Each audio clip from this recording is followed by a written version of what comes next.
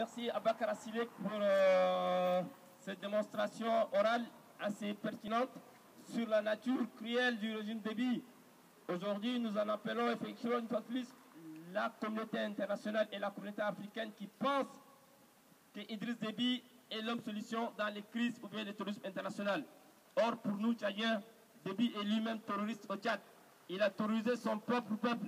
Il a terrorisé et torturé des gens disparus, des juristes personnes comme Bichara Digui, comme Inou Roman Sali, comme Mamadou Bousso, comme Laukong Baldé.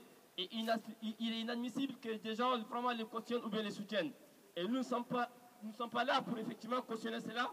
Et nous dénonçons avec la dernière énergie et avec la fermeté la plus absolue ce comportement, ce silence de la communauté internationale sur le Tchad. Parce que le Tchad est un pays africain et que les Tchadiens doivent vivre au même titre que les autres peuples. Il est hors de question, d'un côté on veut sauver les Maliens et de l'autre côté on veut réprimer les Tchadiens. Il est hors de question que cette démarche sélective du peuple de la communauté internationale ne doit pas se faire. Nous disons non à l'arbitraire au Tchad. Nous disons effectivement non à la confiscation du pouvoir par un clan, par un homme et sa bande de merde. Effectivement, l'UNESCO devait se démarquer d'Idriss Déby.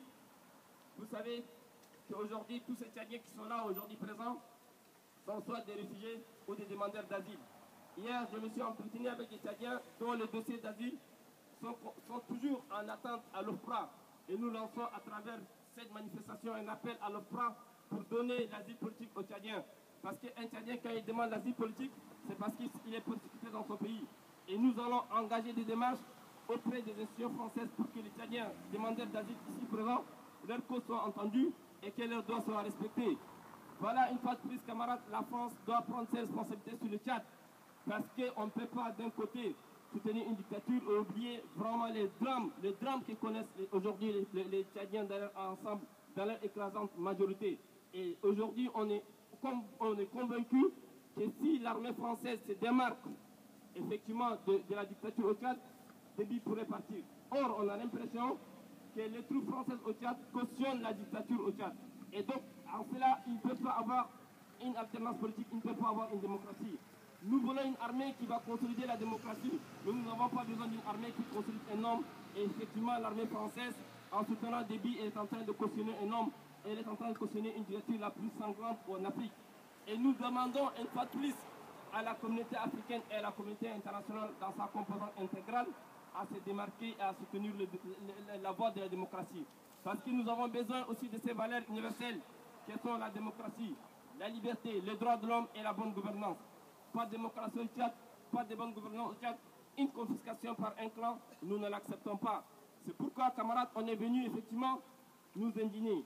Nous indigner par rapport à la complaisance, comme l'a dit Abakar, par rapport aussi au silence de la communauté internationale sur le Tchad.